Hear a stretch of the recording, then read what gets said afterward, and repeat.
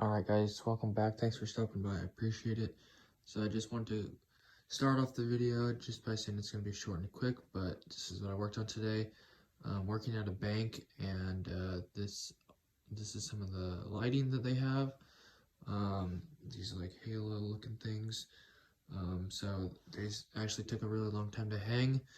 There was two smaller ones and a larger one.